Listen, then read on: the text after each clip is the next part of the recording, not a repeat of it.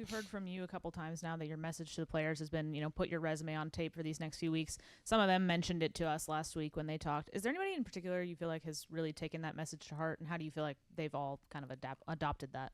Yeah, I think they've all kind of taken it to heart. I think when you see the effort that they're playing with and the excitement that they're playing with and the technique improvement that we've seen, they're all working extremely hard and understand that they need to put their resume on tape, and that helps all of their futures. Bobby, you mentioned the run game, and A&M was only allowing 100 yards rushing coming into that game. Really, the whole operation offensively, how connected is it? How confident are you in what you guys are doing offensively right now? I think our guys are very confident, and they have executed at a high level, particularly, against Tennessee and A&M, two I call good defenses. We get another challenge this week with Auburn coming in, so it's our preparation has to be really good. Our understanding of their movements and stems. Our players are consistently getting more football intelligence and more football instincts on the offensive side of the ball, and they have great confidence in it. Communication has been good up front. Our center helps that a lot. And then our playmakers are making plays, so we just got to continue it. Another question, really just about your perspective in football here. Aside from the Notre Dame game, it's 4 losses by a combined 13 points. What's the difference in getting over the hump and competing to finding a way to win?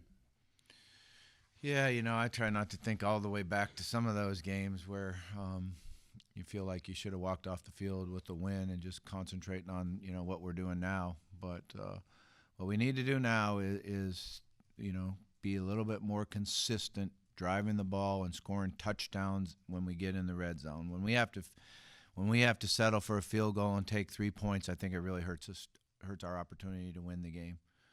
We've got to come up with some of the 3rd down and 4th down stops that could flip the game right there and give us that chance to go score on, get another possession and find a way to win the game. We've got to get some turnovers. We haven't had a turnover in a as the young kids say, we haven't had a turnover in a minute. Whatever the heck that means. But my grandkids say it, it's been a minute, and I'm like, a minute? Feels like a year. We got to get some turnovers. Get some turnovers, we'll be a lot better.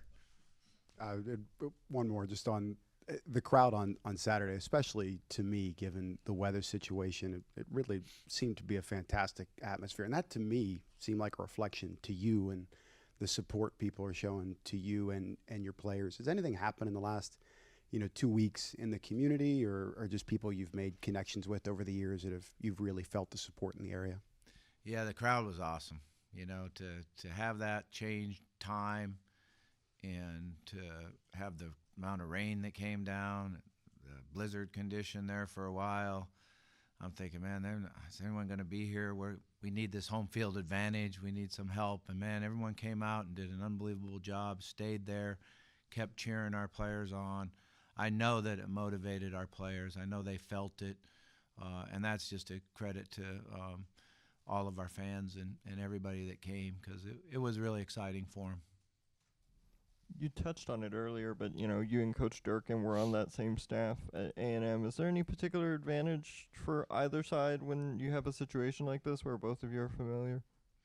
I don't know if there's an advantage, and we've changed a lot from when I was at A&M because there's certain things at A&M that quarterback-wise were different, and things you could do. So we're a little bit different. He's doing a lot of same things, but he adds to the pile each week. He's a very unique coach, and he has a really good system, and he does a good job of defending plays. So we've got to be on top of our game and really do a good job of our substitutions, our alignments, our tempo. I think it's up to us to be able to change up those things and put some pressure on how they call things. And then offensively, you've been able to start the same 5 up front for every game. Just maybe how have you seen the cohesion of that unit progress from camp to now? You're not supposed to say that.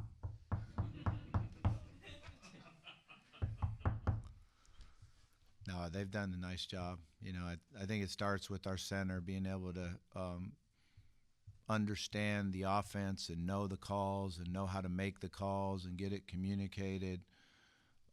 And they've done a nice job of working together, and they put a lot of pressure on each other. I think that's a great job with the offensive line. Is they take a lot of pride in it, and when they make an error or make a mistake, they address it amongst themselves and try to work hard not to do that again. Looking at the defensive line, just in the last couple of weeks, how good of a job do you think they've been able to do just to get off blocks and get to the ball? We've done a nice job of using our hands and being able to shed and be a presence.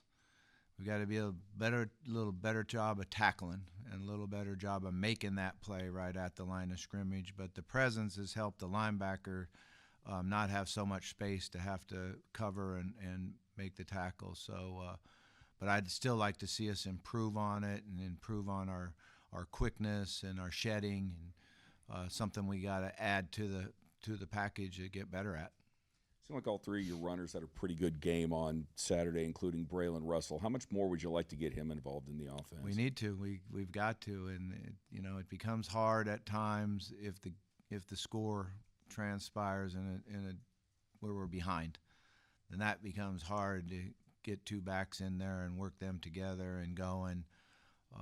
But we need to. I think he's one of our best football players on the offense, and he needs to touch the ball more.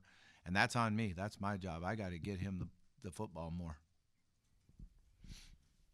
There doesn't seem to be a consensus among coaches when kind of in the situation this weekend where you didn't go for two early, right? You could have gone for two to try and tie the game before halftime. You waited, and when you did, you eventually got it. Just what's your thought process there about when to go for two when it's kind of that scoreboard situation? Yeah, I've always been the belief of you don't go for it early in the game. I've done that before, or we've done it before. I can't say me, but I've been involved in it when you went for it before early and you don't make it and then you get behind. I know one way back there was a game that we played where we actually scored more touchdowns and lost the game because we went for two early. And I'm kind of a late third quarter, fourth quarter guy, when to go for two. I know the other night, every time we score, upstairs says, the chart says go for two. And I go, 1, 1, 1. And they're like, okay, you ain't listening to me. That's the feeling I get. They're saying upstairs. But we were at a situation where we're down by 4.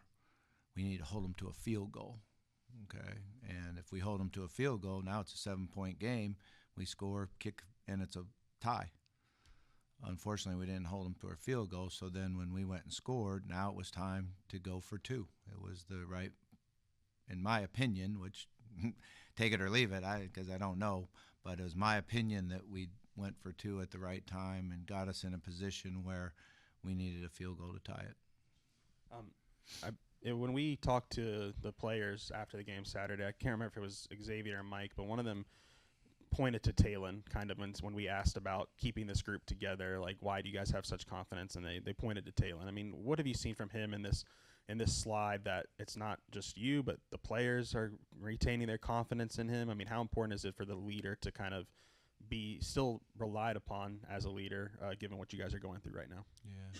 I mean, he leads in a number of ways, on, off the field, how he goes about his business.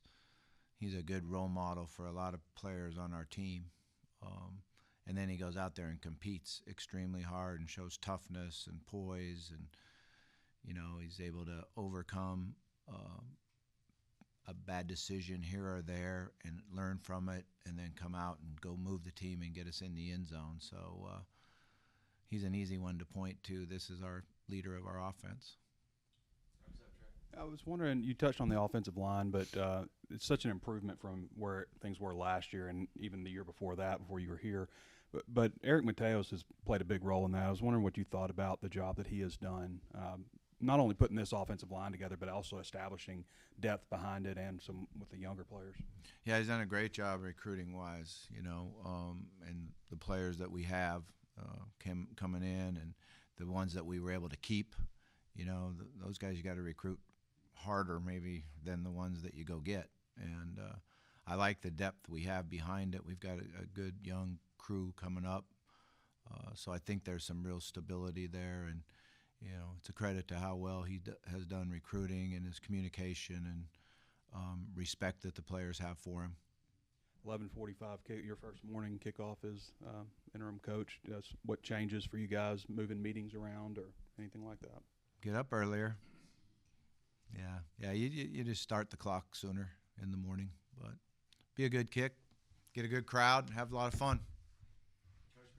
Thank you.